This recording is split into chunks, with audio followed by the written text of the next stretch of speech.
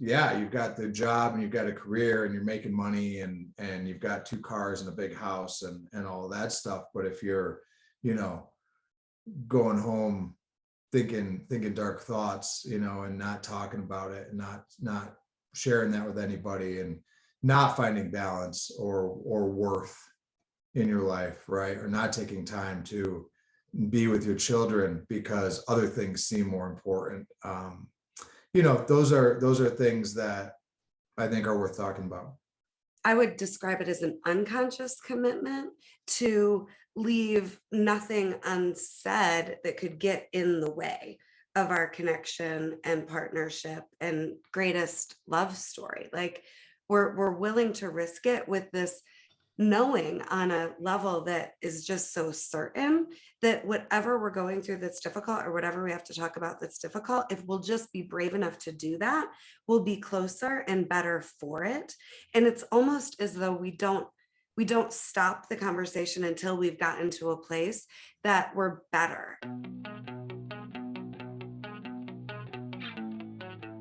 Want tips on how to have the most incredible relationship or marriage? Today's episode is designed just for you. Welcome to the Healing is Possible experience. I'm your host, Rebeccah Silence. And on this show, our mission is to take you on a journey of hope and healing through all moments and seasons of life, not just the seemingly difficult or challenging ones. Even in the moments that things are going well, we can focus on being as healed as possible so we can experience even more joy, love, life, and miracles. Today, I am so excited and honored to welcome my husband, Mark Doherty, to the show. We have not scripted this for you. I'm not quite sure where it's going to go, but I'm very excited. A great metaphor for the marriage that we have. We're not quite sure where it's going to ever go, but we're along for the ride and committed to the journey together. But we just celebrated our 10-year wedding anniversary, and it's a big milestone, and it's unbelievable to me how much has occurred over the course of our 10 years married. And we were talking on our anniversary about how so many of the moments and challenges that we faced could have really taken us out very easily and very quickly. And yet we're still here. So we're just going to have an open and vulnerable conversation with you about our marriage and what we've learned and how we navigate it together. As a relationship expert, I wanted you to get an insider look into my own marriage. And hopefully what we share will help you with your own relationships, or at least will ignite a spark that allows you to commit to a relationship of your dreams actually being possible for you. So with all that, welcome, Mark, to the show. Thank you. Thanks for having me. This is so fun. Why do you think this show and episode that we're doing together is important? And why did you want to do this with me? Well, I wanted to do it with you, one, to support the work you're doing, and two, because I knew that we'd have a good conversation. And whether one person watches this or no people watch this or however many, you and I would get something out of it, right? And I think our ability, our desire to continue to talk through the good stuff, the bad stuff, the planning, the boring, all of it, right? Just to continue the process has been valuable. So, you know, why not do it in this format? I love it. And I'm so grateful that you're willing to do the show and life with me. What is your perspective on 10 years of marriage? Let's just dive into the deep end. Yeah. So 10 years of marriage feels like it's flown by on one hand. I think a lot of people have this type of experience with time in general, right? On one hand, it feels like, wow, where did 10 years go? On the other hand, when you really look at all the different things that have happened and other milestones that have taken place, right? in our relationship. Sometimes I look back in time and it's hard to see that time, right? The past, right? It's hard to think of who we were, what was going on 10 years ago, and how different we were and life was for us. People who know us well know that we have been through some pretty high highs and low lows, and it seems like kind of one thing or another has always been confronting us. I mean, whether it was early days when I was opening my business back then, or fairly early in our marriage and relationship when that business went under and dragged me under financially with it, and I found myself bankrupt while your business was exploding, and dealing with that, learning how to exist in that dynamic where I was not the breadwinner for a period of time, while I was certainly making some bread still. It was much smaller bread compared to your bread, which was interesting from a masculinity. What am I as a man if I don't make money, blah, blah, blah, all that kind of ego machismo stuff, dealing with that, and still trying to stay married while dealing with it. Yeah. You're getting sick, before that, you getting pregnant, which we weren't planning on, but as I like to say, we weren't planning on it, but we weren't not planning on it. Right. And, bankruptcy, child, cancer, chemo, right? Like this roller coaster. And sometimes I look back on times, those times, and think, wow, that was so long ago. And yet it really wasn't, right? Seneca, our youngest, is 7. That's not 7 years, isn't that long? And yet it is, to manage home and relationship and careers, as we've both done, and all of that. So, it's amazing to me how much we've crammed into 10 years and lived to tell the tale. I couldn't agree more. What do you think your biggest lessons from all of that have been that you want people to consider as just possibilities for them? Yeah, I mean, one thing one thing that I often think about in relationship and partnership, whether it's a marriage, or as lovers, or even co-workers that are great partners, or employee kind of relationships, but partnership in general, is that a great partnership should be a multiplying effect. In that, as an individual, I'm operating from 0 to 10 on any given day. And some days I'm a 10, and some days I'm a 2, and some days I'm a 5. And, from an emotional standpoint and just an output standpoint, I've always kind of looked at it in that scale. But if a great partnership comes together, then it's both people's numbers that multiply. And so now the scale is 0 to 100. And so if I'm having a 5 day and you're having a 10 day, we're still operating at a pretty high level, right? And, recognizing that there are going to be times when your partner's operating suboptimally, right? It just is. Not everybody can operate at a 10 consistently all the time. Things are going to knock you down a few pegs, and to continue to be there, right, and find a way to not only support them, but support yourself and take care of yourself, so that you can continue to be that multiplying effect, right? The great times obviously would seem like when both are at a 10, right? But sometimes it's when your partner's at a 2 and you're at a 10, and you carry through to get to the other side, that you learn the most, or that you grow the most. And the other big thing is communication. You and I have different communication styles. You want to work through issues like head on and immediately. And I tend to be like, whoa, I need time. I need space. Right. And you want to stay in it until there's resolution, and I want to walk away and come back.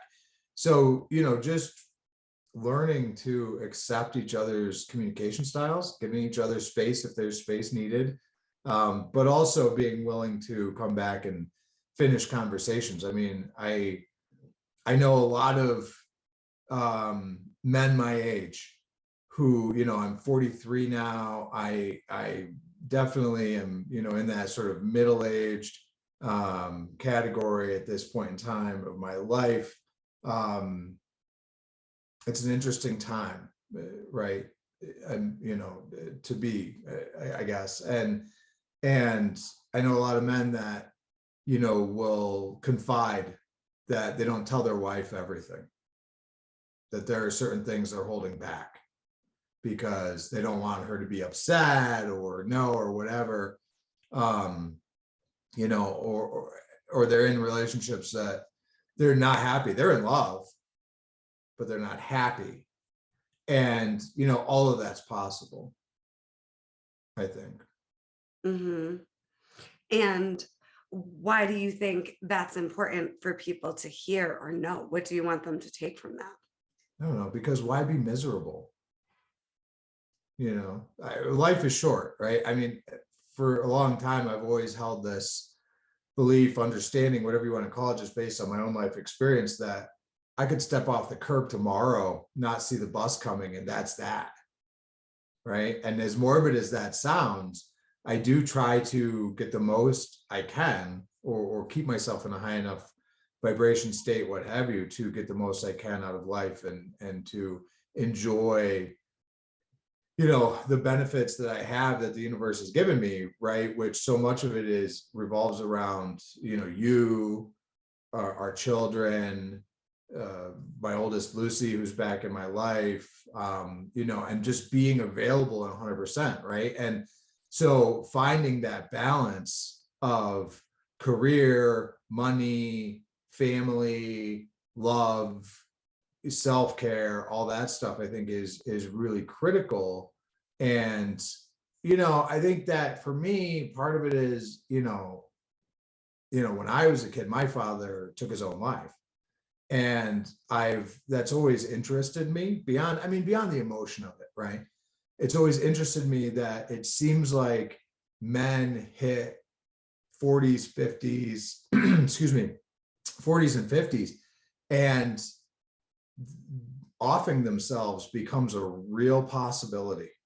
Like, it becomes like, if you look at any like the famous sort of actors and people, right? Like, the other night you were watching a movie, or as I love to say, a program. Yeah, which is, I don't know why I do that. I just think it's funny. So, you're watching a program with Robin Williams, and it about damn near made me cry, because there's an example of a guy that everybody thought, oh, this is a great guy, he's happy, whatever, and then boom.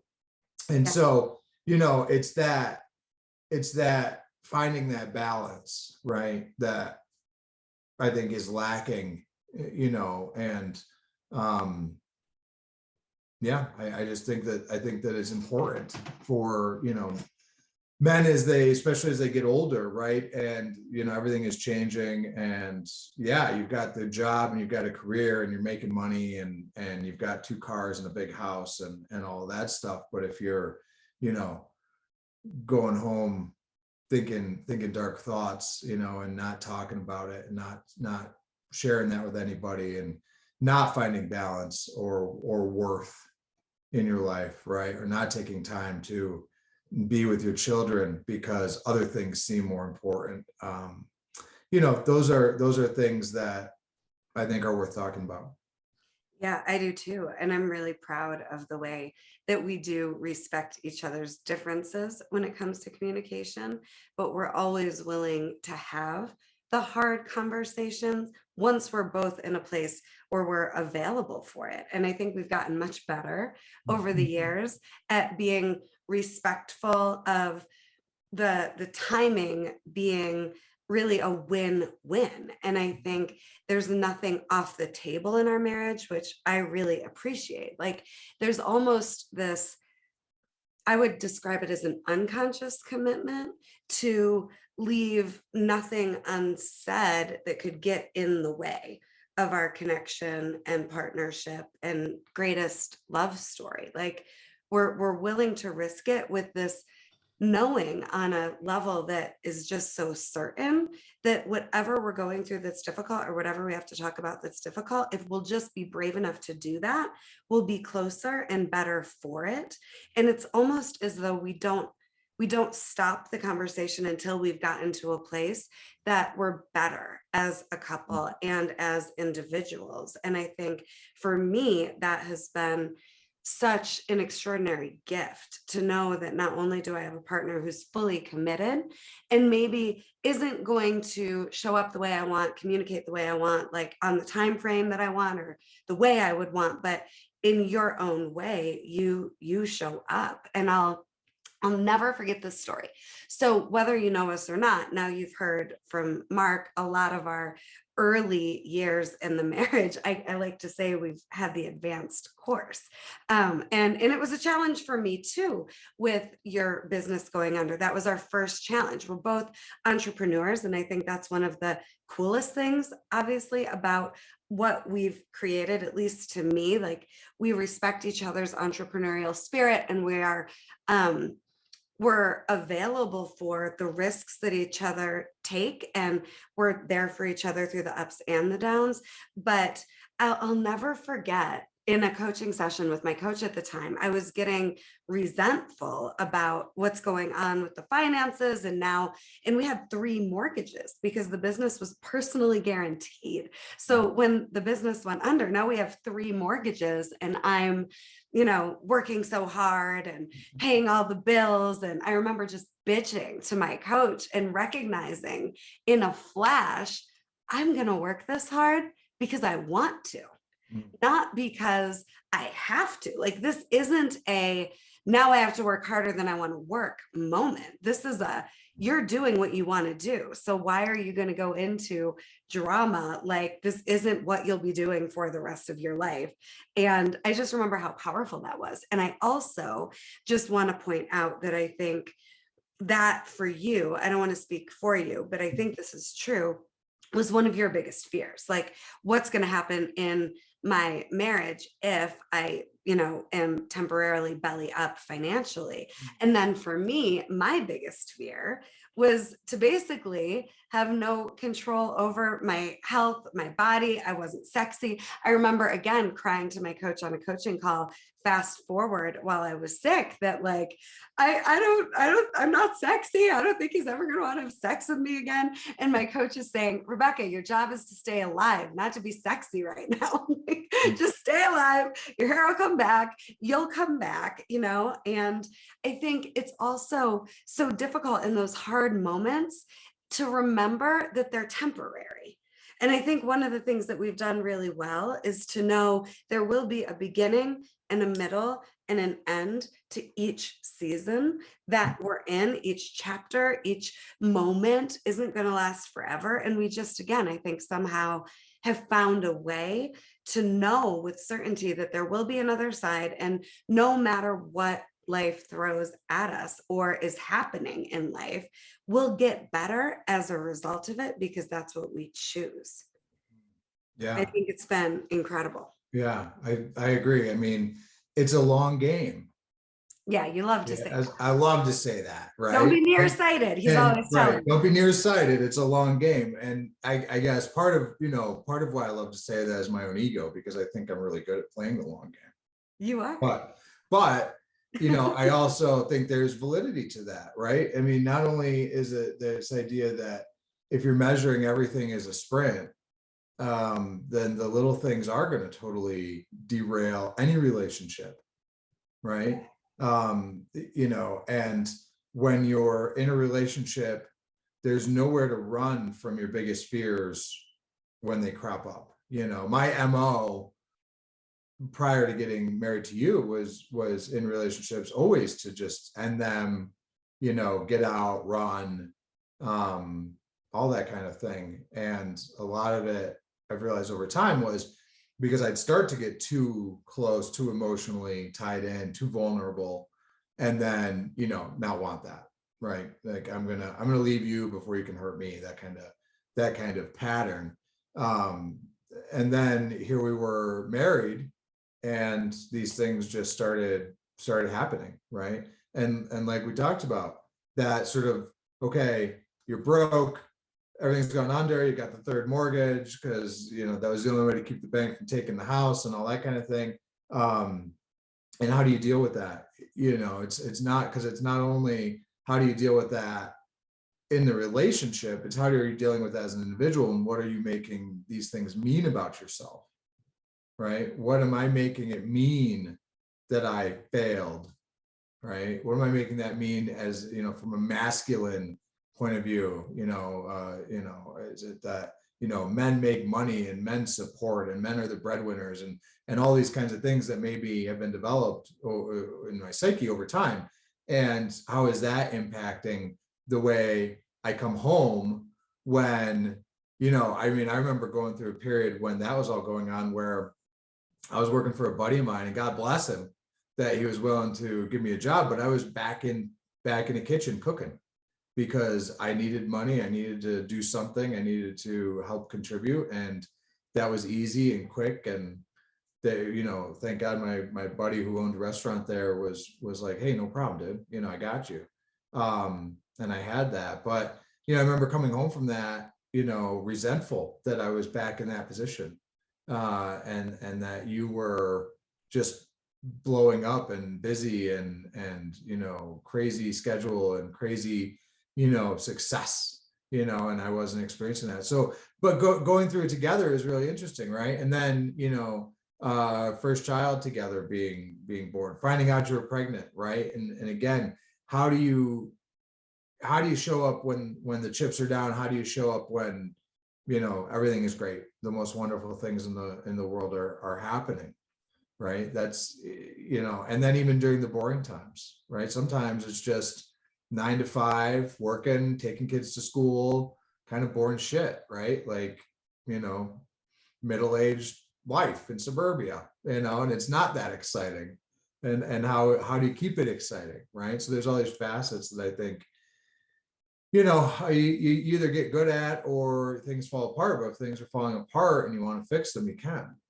You can always come back. I think there's always the ability to come back and course correct. Absolutely. I'm so glad you said that. And I think a big part of reinventing, which would be my way of saying the same thing, is remembering that there are 3 sections of the relationship. There's each person as the individual, and then there's a third entity called the relationship. And one of the biggest things that I see with the couples that I work with is that there isn't an understanding that you can have independence and the relationship.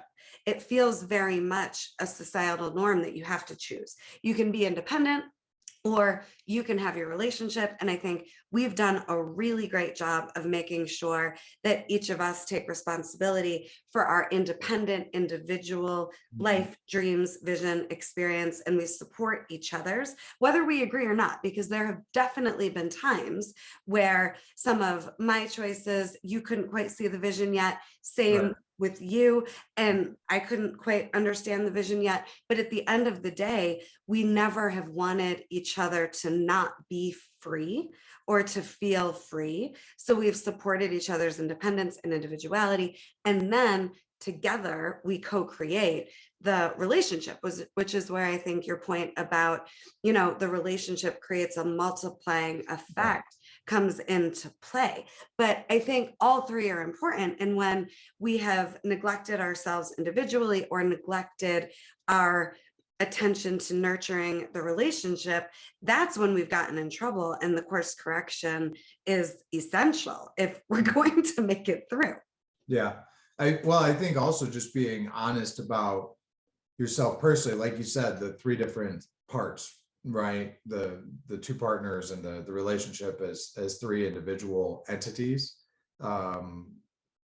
It's critical to continue as you grow in the relationship and personally, to have a space where you can be open and honest about who you are, especially if you're becoming someone different, or you're changing, which we all are going to, right? You're not going to be 10 I'm at 43 a different man than I was at 33. I just am, right? I've had different life experiences, and it's the sum of these life experiences that makes us into, who we are as individuals. And so if, we start out a relationship as an example, and someone in the relationship is a nurse, that's their profession, and they've been a nurse for 20 years, and then they get into this relationship, and 10 years into the relationship, they go, boy, I don't really want to be a nurse anymore. I want to be an author, right? Or I want to be, fill in the blank, a firefighter, right? Whatever. If there's fear in their relationship, that if they go to their partner and say, hey, guess what? I know I've been a nurse for 20 years and we're really stable and secure, but I'm thinking I want to quit that job and go write a book or go to firefighter school. If there's fear around that, right? If there's fear around changes in and we're always going to have fear around changes in our bodies, changes in our personas, changes in our drives, right? Our natural drives and sex drives and urges and desires and all these things. But it's when we start hiding these things from the person that we're in partnership with, that starts to create that rift. Yeah. Right. And then we have to hide more and more and more from them. And that's really, I think, what I see most often in relationships is that there's just all this unspoken, unsaid needs, desires, what have you, that create issue. Yeah. And I do think that we continue to surprise each other. And I think when you think about change, it can be easy to default to that's a negative thing, or that's a scary thing, or that is a bad thing. And then, we both say to each other all the time, like, who you married, even though we're doing something new or different, or, Right. course correcting on our individual paths. It's like we started knowing who each other was, were going to be ever evolving and uber ambitious and the highest possible standards. So while there have been a lot of changes along the way, I think the way we foundationally started off the marriage was there was already an understanding that that would be the case, which allowed for different versions of ourselves to, reintroduce, let me reintroduce myself to you, my spouse, over and over again. Yeah. Well, I think that part of it is that when you and I met, early 30s, right? And we had, when we got together, right? Because right. Well, when we got together, yeah, because when we met, it was a few years prior to that. But when we got together, I think we were both in a position where we were just like done pretending for relationship, done adjusting or not being, willing to be in relationship or wanting relationship so desperately, want that we were willing to pretend or subdue certain aspects of ourselves, right? So when we first got together, it was kind of like, here's me as an open book, here's me as an open book, here's all the dirty laundry, here's all the stuff, right? Here's all the baggage I'm bringing along with me. You cool with that? Yes. You cool with that? Yes. Okay, great. Right. And the funny little story is when we went to lunch the one day and you're like, well, I have this list that I worked on with my coach that is all the things I want in a partner. And you pull the list out, and I often joke that you pulled it out and held it up and it unfolded like 50 times, like in a cartoon, just down the sidewalk it went, pages and pages. 11 pages. 11 pages. And I similarly had been, working with a therapist because relationships were not working in my life, right? And so I had sought some assistance with that and some guidance with that and insight. And one of the things that she had me do was write down what was I looking for, right? And so here we are at this point in time where we both met on very common ground of whether we're fully realized or not, we're both starting to look at relationship from a point of view of, well, what is it that I'm looking for? Not how do I become what they want or what they're looking Yeah. for, but what is it I'm looking for? And where does that meet in the middle? Right. It was date 3 we did that. And I Yeah. thought, I kept trying to scare you away because I was like, there isn't a chance in hell he's going to be able to handle me. I was still operating from the belief and paradigm that I was too much and that I wasn't enough at the same time. So I had all this evidence and I had all this history. And I thought for sure I was going to scare you off so many times with the list, with my story about my childhood and where I had come from and who I'd been. I still had a lot of shame around, ways that I had coped and choices that I had made very early in our relationship. I was still bulimic in the beginning of our relationship and not telling you that right away. I thought there were so many reasons why this wouldn't be able to last and it would only be a matter of time. It was great, but it would only be a matter of time until it wasn't. And you just kept proving to me, you're like, okay, there's your story. Well, here's mine. All right, there's your list. Here's mine. And I remember when I made the decision, I hadn't gone full time yet. I mean, this is how just precious the beginning of our relationship was to me. I remember being at Voss's in central New York and telling you, I don't want to just, work in schools and have a part-time private practice. I'm going to go on the radio and I'm going to have a pay private practice here in Utica. And I remember you looked at me and I made up, he doesn't think I can do it. He thinks I'm crazy.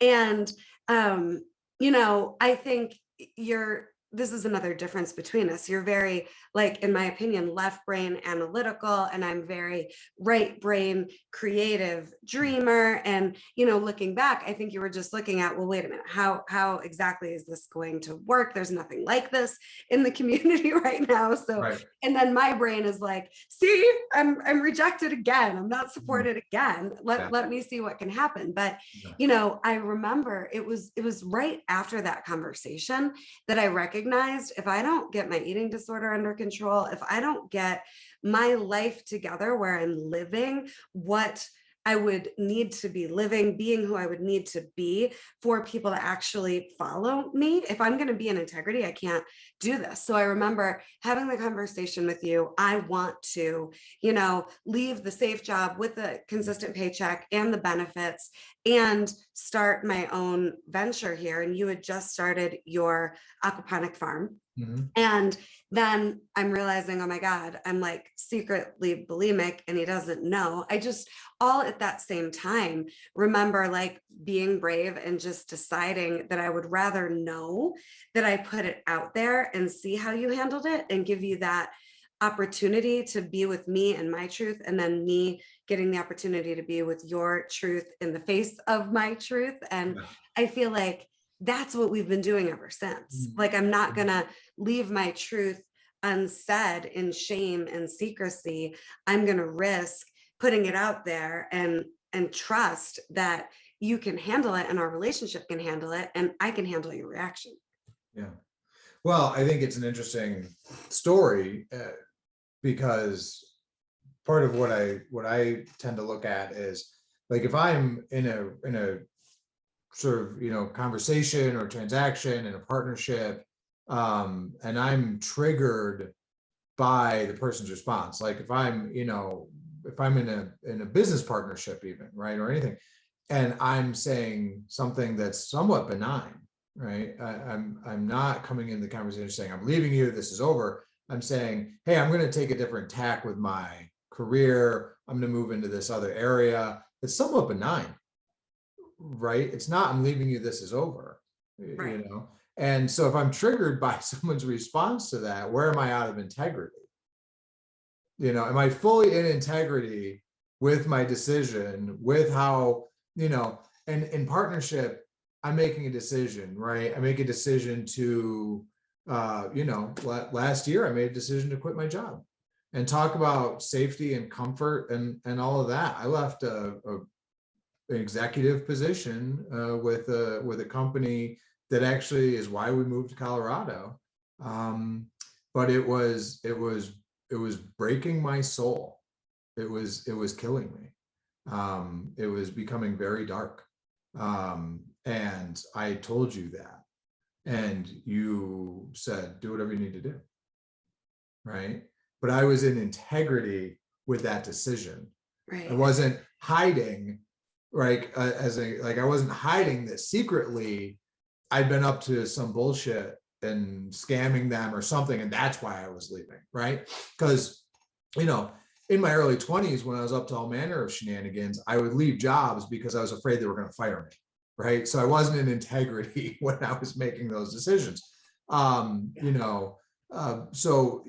any of these relationships and partnerships, if we're really that triggered by sort of a benign thing, I tend to look at it and say, okay, well, where am I out of integrity? Usually I can find it, and so I thought it was a great example of what you were saying, right? Because I remember that pretty clearly as well, that I was just like, okay, yeah, great. So you're going to do this, and this is how you get paid, and blah, blah, blah. Because setting up a business and the business development and the financials and things like that is how I think. Right. So that's kind of, one of the skill sets that I can bring to the table. And so that is immediately where I go in that type of conversation. I think one of the other interesting things I was thinking about is, when you introduced me to the love languages book. Yeah. The 5 love languages. Mm-hmm. Yeah. What is it? So it's like saying nice things and buying nice stuff and stuff like that, right? It's words of affirmation, quality time, physical touch, gift giving, and acts of service. Yeah, something like that. But that reading that, I remember reading that and talking about that with you, and that was really eye-opening for me, because so much of conflict, especially like early in our relationship, and by early I mean like right up until about a year ago, that would come from like, acts of service is mine. So I would like mow the lawn and not understand why you weren't more grateful. Right. And you would like say nice things to me and not understand why I didn't respond to that. Right. But for me, words of affirmation is bullshit, right? And we've talked about this. Like, I don't care about people saying nice things to me. Now, where that gets me in trouble is that I don't say nice things to people, right? Which isn't good, and so relationships suffer if I don't remember, or if I'll think nice things in my head, they don't come out of my mouth because they feel, for whatever reason, inauthentic to me. And so instead, I'll do something, right? I'll cook a dinner, or I'll take them some, whatever, right? Do these things. And so it was really interesting to learn that about each other. Right. So that we can better communicate and express love and gratitude in the ways that are going to actually land and mean something to the other person. Right. Like, honestly, you hiring that crew to do our lawn was like the nicest thing anyone's done for me in a really long time. Like, it's one of the best gifts I've gotten in a long time. I love it. Right. That's, to me, it's like an act of service, gift giving, right, combo. It's a real win-win. Yeah, he came home the other week, and I had hired a crew, so he didn't have to do the lawn anymore.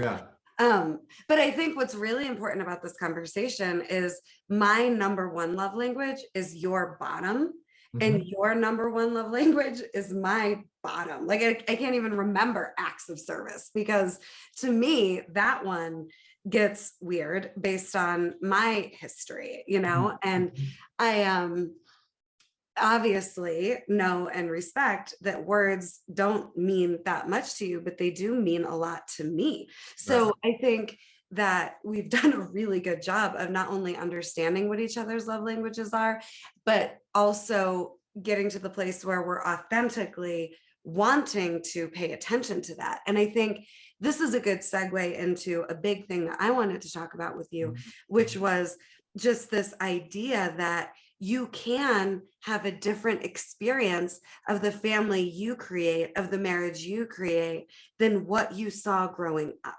And one of the number one things that I see when I'm working with couples is they've become their parents, and or they're re-experiencing life with their spouse through the eyes and filters of their inner wounded child, instead of creating something different. And I couldn't be more proud of what we've built. I wake up every day, and I go to bed every night saying, thank you, God. I remember in my first marriage, I've been married before, and it was very toxic, very violent. I was a part of that. And I remember lying in bed at night, fantasizing about exactly what we have now back then. Like, why can't it be, loving and kind and hot and sexy and fun and together and making each other better? And I think, we've just done a really good job, Mark, of creating something that is ours. And I'm so proud of that. Yeah. I think a big part of that is we all experience something. We'll experience points in our childhood where we make up stories about what those things mean, right? And I mentioned earlier my father's suicide when I was 3 years old. When I started to come of age of reason and understand what that meant and things like that, I made it mean that people don't really love you, even if they say they do, and everyone leaves. Right. And so that drove my behavior, but I wasn't conscious of it. I wasn't consciously like, I'm blowing up this relationship right now because I have this belief based on this experience from when I was 3. I wasn't putting that stuff together. It was only through getting to different points as I was becoming an adult where, shit just wasn't working. And not being, wanting to accept that things weren't working. And so seeking out, help to fix those things that weren't working. And, doing work, what we would call, personal growth work or this type of thing, but doing that work to start to really look at childhood and what happened and what I made that mean and what narratives were driving me as an adult. And then it was later on, it was after you and I got together that I met Heather Steele, who's a wonderful coach here in Denver. And we, of course, were living on the East Coast, but started to do, some work with Heather, including, retreats and whatnot. And, started to learn from Heather, I think was the first person who really talked to me about this idea that when you're having a reaction, so you're a 30-year-old, 35-year-old man having this reaction to a situation with your partner, your wife, you're really not a 35-year-old man. You're really having the reaction as an 8-year-old child or whatever. You're going back in your timeline, as she teaches it, to and reacting. And one of the other things I learned in another realm, not working with Heather or traditional personal growth work, was an idea that I believe to be true, which is like there's only 2 types of fear of not getting what you want or losing what you have. And when I look at that, a lot of it, if I'm in that fear of not getting what I want, it is a childhood based fear, right? Actually, both, I guess, really are childhood based fears. But, everyone, regardless, grows up with some type of situations that they make up stories about in order to deal with. And then those can, not always, but can run the show on you when you get older. And people have different levels of it, right? I mean, some people have horrific childhoods. Whereas I was lucky to have a mother who, did the best she could with what she had, and took over as, both parents, if you will, when my father passed away. And then I had a whole slew of women in my life who played different roles, parental roles over the years, that were hugely influential, in me and who I became. But nonetheless, there were still things that I made shit up about, And so I think that if we're not willing to do some work around that, right? Try to heal that, I think it's kind of woo woo foo foo, but heal the inner child, like when I hear crap like that come out of my mouth, I kind of go, yeah, I don't like to talk like that. But it is true to some extent, that if we don't do that, then when we get into it in our partnerships, and I've seen this with you and I've seen this in the boardroom, where you've got a 40 and a 50-year-old man, going at it in the boardroom, and they're really children, Right. They're really yelling at each other on the playground over the ball, right? And that's what's happening. And how do we get out of that and move beyond that, I think is what your work and Heather's work, and so many, there's other great coaches certainly that I've met along the way, and people, therapists as well, that are helping to move beyond that. Right. And I think you can't skip the part where you're confronted with the past in a moment if you're going to create something new.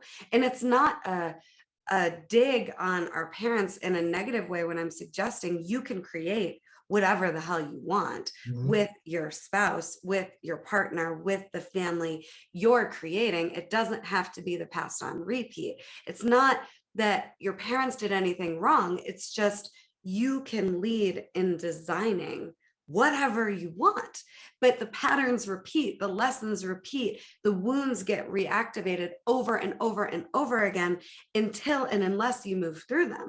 And yes, big shout out to Heather Steele, who teaches, and so do I, that relationships are really where you get to meet yourself. I've had clients over and over again that want a divorce just so they can be independent and find who they are again. And that doesn't need to happen. You can find yourself again, even in the relationship. I've had clients that are recognizing they've become their mother or their father, or they don't realize it. They just know they're unhappy. And we get to see what we wouldn't be able to see on our own because of the relationship. It's not just all about, the love languages and orgasms. It's about getting to see where your past still isn't healed, where your inner child is still desperately longing for needs to be met that weren't as a kid, whether your parents meant to or not. I mean, it isn't about, blaming our parents. It's about becoming the adult that decides to create what they want, and then we get to transform and reinvent as many times as we want to. And I think we're doing a really good job of that. And I think, we shouldn't end the episode without mentioning how many times both of us have threatened divorce on each other. Yeah, I mean, I think in the early days, I don't know, I don't think that that's happened in recent memory, honestly. I think we definitely got beyond that. It was, somewhat childish reactions to things, right? But yeah, we both had said it at various times in heated arguments, disagreements, what have you, particularly in times where I think we would find ourselves disconnected. And in being disconnected, then something happens, right? You're disconnected, your ships are sailing in different directions, right? Because of other things in the world, in your world, that are taking priority. You're not making that effort to remain connected. At least this has been my experience, with us. And then something happens, right? Then you stub your toe, right? Or the bill doesn't get paid, or whatever. The little stupid thing happens. and it turns into a blow up, right? It's, World War III. And in that moment, I could see where, sometimes after like a day or two, 3 days of warring, we would make threats. I think one of the greatest things, we've done the last couple of years is to have a date night every week. And that's something that has been great, just to take that time. I mean, sometimes it's more elaborate than others. Sometimes very casual, that we do something, go grab a bite or whatever, but it just gives us time to slow down and just be one-on-one and talk and get caught up and stay connected, and that's really been key in dealing with the stub toes and the stuff that life continues to throw at us. Because that's the thing, right? No matter how friggin' healed you get, right? And anyone gets, no matter how perfectly you do things, no matter how great a parent you are, or how much money you make, or any of this, shit still happens. Like, life will still happen. And we'll keep growing and evolving. Yeah. And you keep growing and evolving. But if you don't remain connected in partnership, then as you grow and evolve, you're going to grow and evolve away from the partnership. Right. So yeah, you can grow and evolve and become that better person, but you're going to do it without your partner if you're not connected. Right. Similarly, as shit, like I like to say, shit's going to happen. When it does, if you don't remain connected, you're going to find yourself at odds with that partner and struggling to see your way through the problem. Right. And I think it's not just about connection to your partner, it's also about connection to yourself and your individual dreams.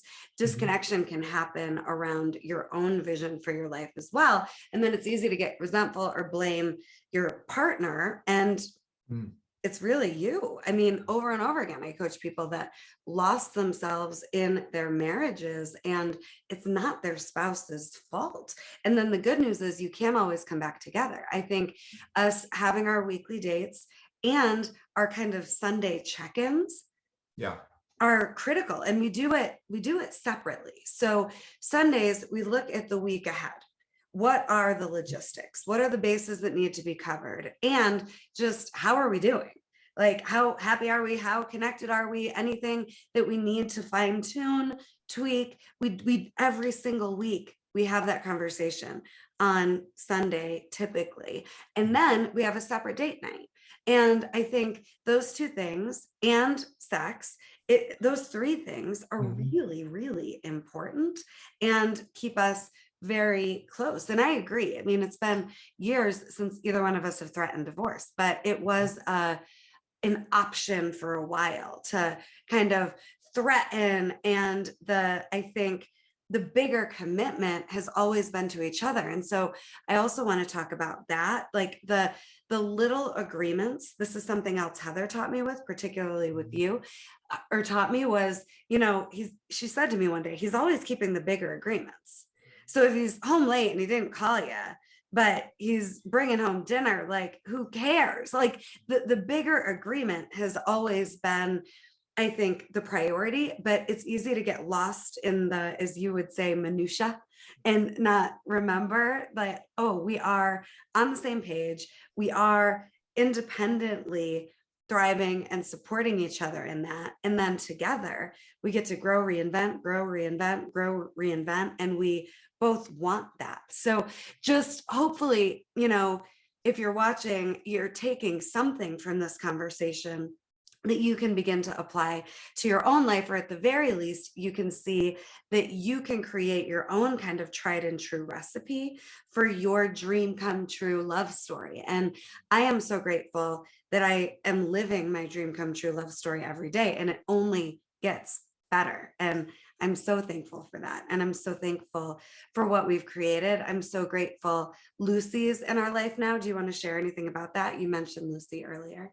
Yeah, I mean, I did mention Lucy.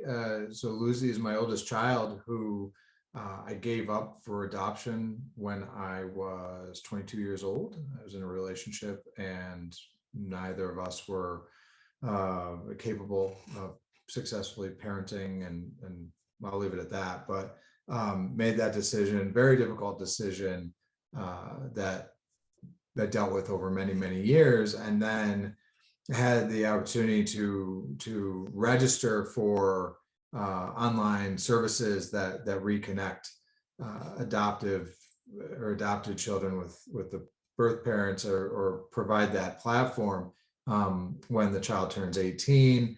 And the interesting thing about it is, and this is something that Rebeccah was aware of, that this person existed, and that the situation had happened, and that I was still working through it.